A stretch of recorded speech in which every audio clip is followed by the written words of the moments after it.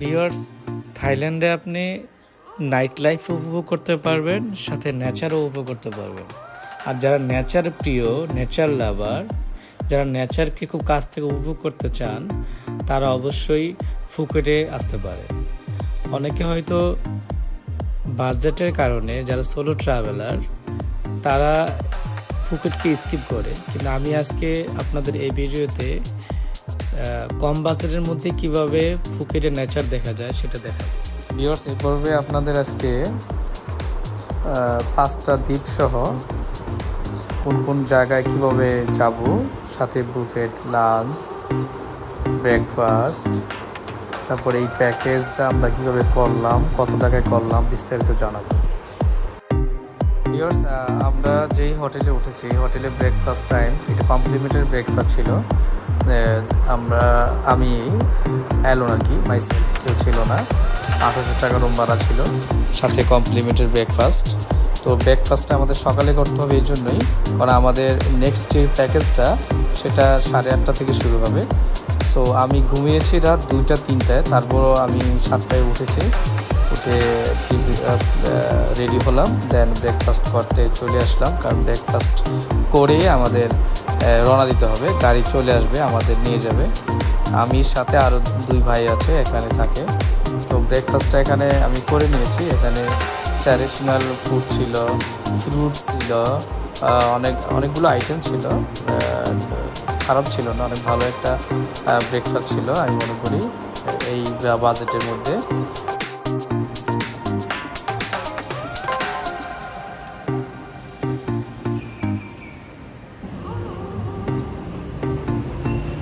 Hi man, how good? That was an extraordinary awesome.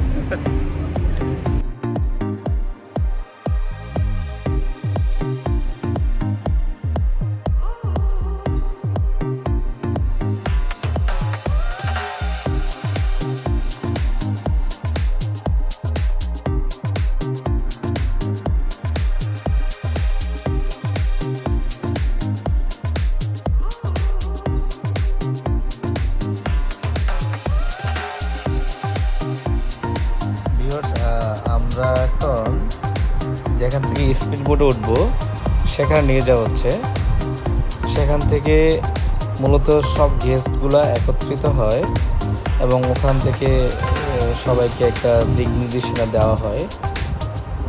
তারপর ওখান থেকে আমাদের ব্রেকফাস্টটা ছিল, সেই ব্রেকফাস্টটা করতে হবে।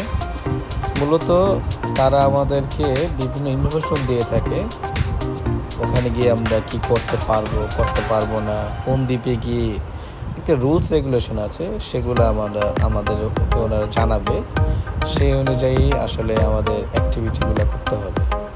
আমরা ইচ্ছা করলেই আমাদের যে দেশে যা মন চায় তাই করতে পারি, ওখানে তা করা যাবে না।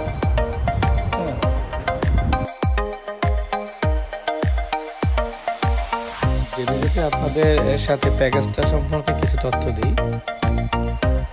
প্যাকেজটা গতকাল রাতে আপনি যেদিন যাবেন সেই দিনের আগের রাতে প্যাকেজটা আপনাকে নিতে হবে।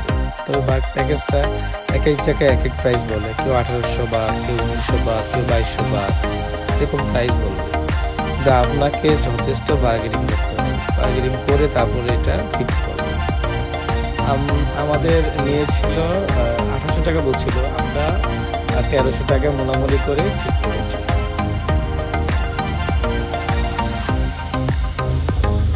খাবেন?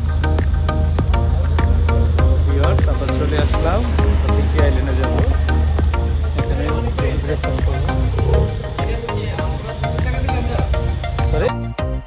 ভিউয়ার্স, প্যাকেজের সাথে যেই কমপ্লিমেন্টারি ব্রেকফাস্টটা ছিল, এখানে যারা হোটেল থেকে ব্রেকফাস্টটা করে আসেনি তারাই মূলত এখানে ব্রেকফাস্টটা করে নিয়েছে। আমি আসলে করেই তো এসেছি, যার কারণে এখানে কিছু নেওয়া হয়নি। সামান্য আইটেম ছিল, অত বেশি না।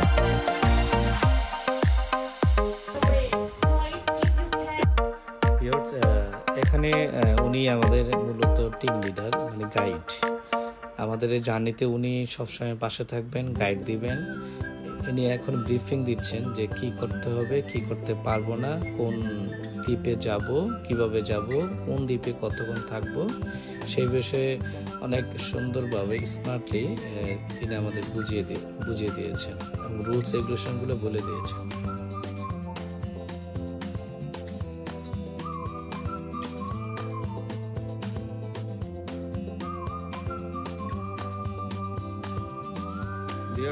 এখন আমরা স্পিড বোটে যাচ্ছি পাতং সি বিচ, এটা সরি হ্যাঁ রাইট, পাতং সি বিচ। এখান থেকে আমরা স্পিড বোটে রওনা দেব।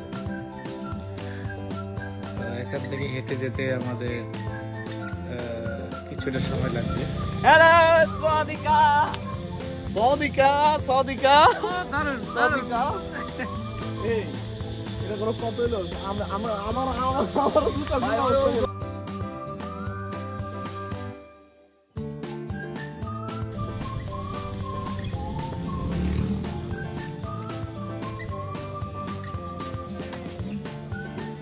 ভিউয়ার্স, আমরা সাগর পাড়ে ইতিমধ্যে চলে এসেছি। এখানে সারি সারি করে আমরা স্পিড বোটে ওঠার জন্য দাঁড়িয়েছি।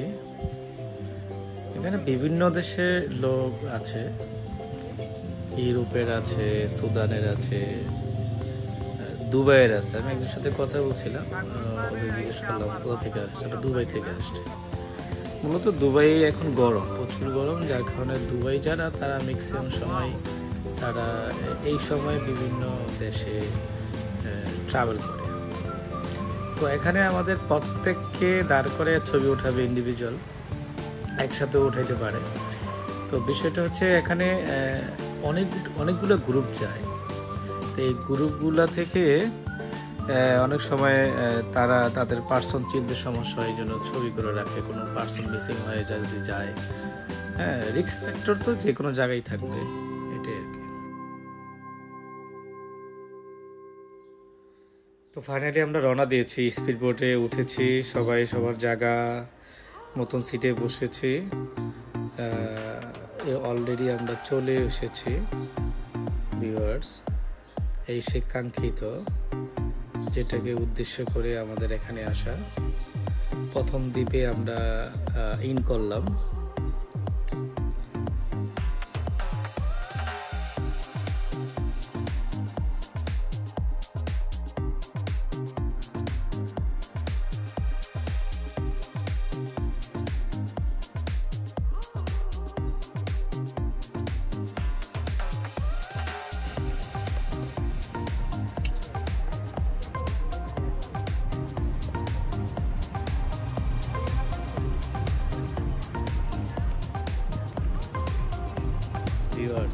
আসলে সত্যি অসাধারণ, এই দৃশ্যগুলো সত্যি অসাধারণ।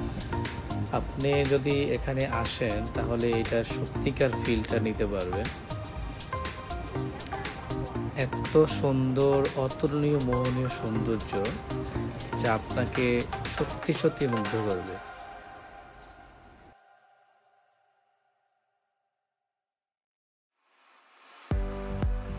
আসলে এটা যে এত সুন্দর, যার কারণে হয়তোবা আমরা শুনি যে মায়াবী আইল্যান্ড, হ্যাঁ, James Bond island, Phi Phi island শুনেছি, দেখেছি, কিন্তু আমি সত্যিকার অর্থে গিয়ে বুঝতে পেরেছি যে মানুষ কেন মায়াবী আইল্যান্ডের মায়ায় পড়ে।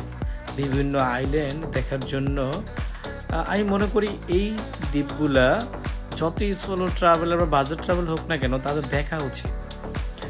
নাইট লাইফের থেকে এই যে নেচার, দ্বীপগুলোর যে সৌন্দর্য, তা আপনাকে সত্যি সত্যি অনেক দিন মনে রাখাবে যে আমার টাকা উসুল। এসব জায়গা ঘুরলে আপনি মনে করবেন যে আপনার পয়সা উসুল।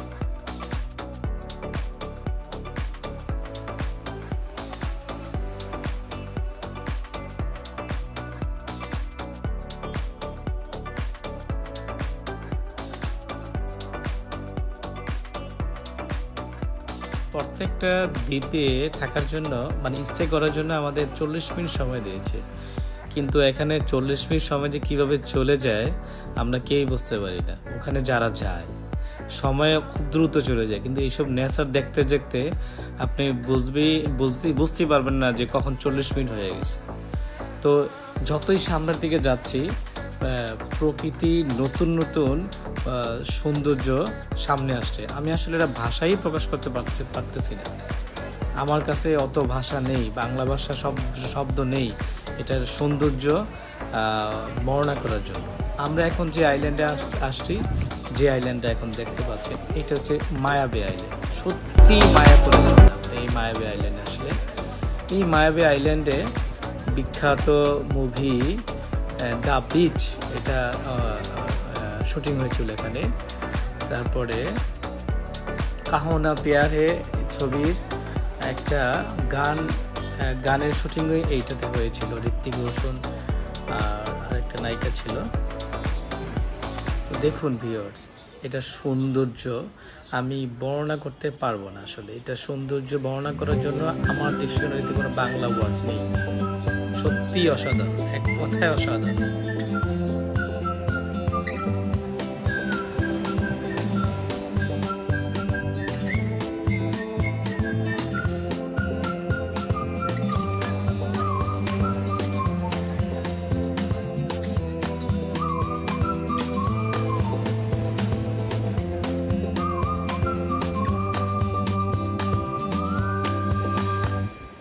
ভিউয়ার্স, এই মায়াবী আইল্যান্ডটা আমার কাছে মনে হচ্ছে, আমি জানি না সঠিক কিনা, সঠিক তথ্য আমার কাছে নেই। এই মায়াবী আইল্যান্ডটা আমার কাছে মনে হচ্ছে যে সৌন্দর্যের দিক দিয়ে পৃথিবীতে যত আইল্যান্ড আছে তার মধ্যে 1 থেকে 10-এর মধ্যে থাকবে আমি শিওর।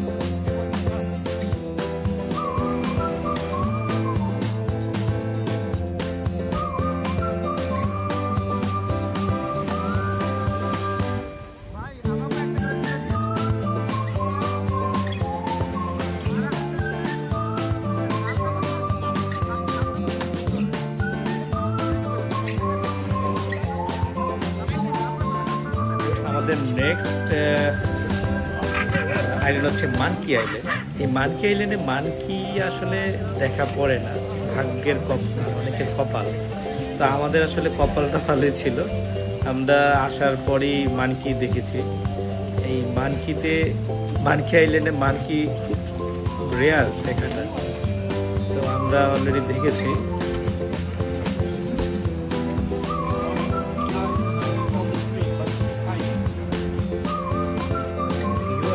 মাঝে মাঝে মনে হয় যে পিছনে যে দৃশ্যগুলো রেখে যাচ্ছি অনেক সুন্দর, মানে এর থেকে ভালো দৃশ্য মনে সামনে পাবো না, এরকম মনে হতো আমাদের। পিছনে যা দৃশ্য দেখতে পাচ্ছি সেটা এক কথায় অসাধারণ। আমাদের সবার এরকম মনে হয়েছে হয়তো যে সুন্দর দৃশ্যগুলো রেখে চলে যাচ্ছে, কিন্তু আসলে না, সামনে কি অপেক্ষা করতেছে সেটা আমরা দেখতে পাবো। তো ভিউয়ার্স, এখন আমরা মূলত আমাদের একটা ব্রেক হবে, মানে লাঞ্চ ব্রেক। এইটা কিন্তু আমাদের প্যাকেজের সাথে অন্তর্ভুক্ত ছিল। এটা আমাদের বুফেট আর কি, অনেকগুলো আইটেম থাকবে এখানে। তো আসলে সকাল থেকে আমরা তেমন কিছু খাওয়া পড়ে নেই, আমাদের পেটে কিছু পড়ে নাই। তবে হ্যাঁ, পানি ওখানে সবসময় ছিল। পানির দাম, প্রচুর দাম থাইল্যান্ডে, পানির দাম প্রচুর। তো পানিটা আসলে ওরা কমপ্লিমেন্টারি দিয়েছে, অলওয়েজ পানি থাকতো। তো শুধু পানি খেলে তো আর পেট ভরে না, তো আমাদের মোটামুটি সবাই এখন হাংরি। এই কারণে এখানে তারা আমাদের মেবি 2টা-2:30টার মধ্যে তারা আমাদের লাঞ্চটা দিয়েছে। তো আমরা এখন লাঞ্চ করার জন্য চলে যাচ্ছি। এখানে থাইল্যান্ডে কিছু ট্র্যাডিশনাল ফুড ছিল রাস্তার মধ্যে, যদিও আমরা খেয়েছি, এটা ভিডিওতে আসে নাই। আম খেয়েছিলাম, কাঁচা আম এত মিষ্টি। ভিউয়ার্স, এই থাইল্যান্ডে আমরা কিন্তু অনেক জনপ্রিয়, ওদের আম দিয়ে অনেক ট্র্যাডিশনাল ফুড ওদের আছে। Maybe sticky rice with mango, এটাও একটা খাবার তাদের, ট্র্যাডিশনাল ফুড। আপনারা আসলে এই ধরনের ফুডগুলা উপভোগ করতে পারেন।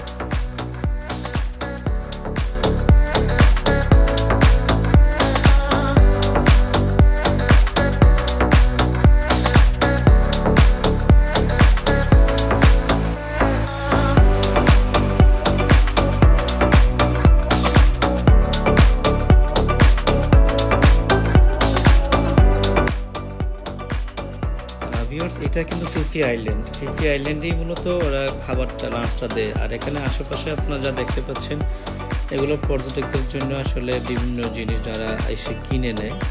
তো এশিয়ান লোক যারা, তারা অত বেশি কিনে নেয়, কারণ এখানে প্রাইসটা অনেক হাই। যারা ইউরোপ থেকে আসে তারাই মূলত টুকটাক কেনাকাটা করে এখানে। আদারওয়াইজ এশিয়ান লোকগুলা অত কেনাকাটা করে না, because price is so high here.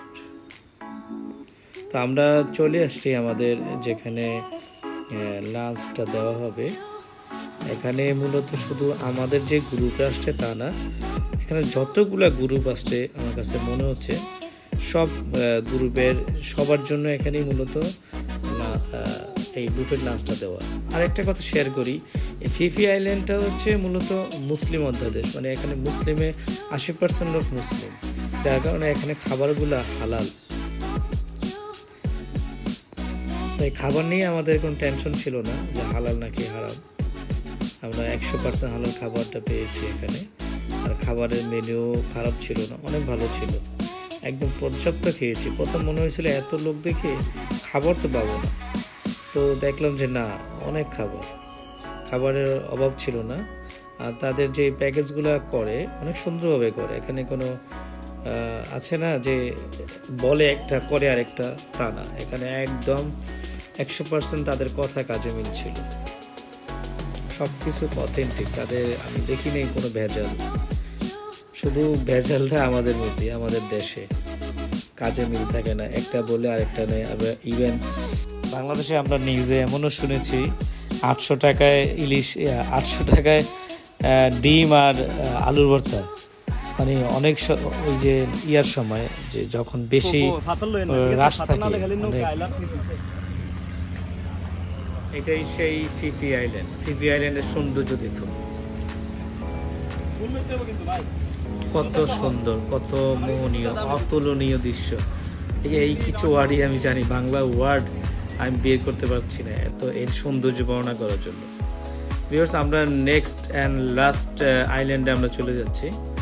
ওই আইল্যান্ডটা আমার যতটুকু আমরা এক্সপ্লোর করেছি ওখানে, এই আইল্যান্ডটা অত বেশি বড় না। আমাদের সেন্ট মার্টিন থেকে প্রায় মনে হয় 10 ভাগের 1 ভাগ, এত ছোট। অথচ দেখুন ভিউয়ার্স, এত ছোট একটা আইল্যান্ডে তাদের লোক সংখ্যা দেখুন, এখানে পর্যটকদের সংখ্যা দেখুন, সব ইউরোপের লোক। আমাদের সেন্ট মার্টিন থেকে অত বেশি বড় না, সৌন্দর্য কিন্তু সেন্ট মার্টিন থেকে অ্যাভারেজ, মানে সেন্ট মার্টিন আরও সৌন্দর্য ভালো হবে আশা করি। এখানে যেমন সেন্ট মার্টিনের সৌন্দর্য আর একটু যদি গুছিয়ে গাছিয়ে রাখি, আমরা সুন্দর করে রাখি, তাহলে সেন্ট মার্টিনের সৌন্দর্য এটার থেকে আরও ভালো হবে। এবার আমাদের যাওয়ার পালা। আমাদের ওরা প্রত্যেককে যেভাবে নিয়ে আসছে এভাবে তারা পৌঁছে দিয়ে আসবে।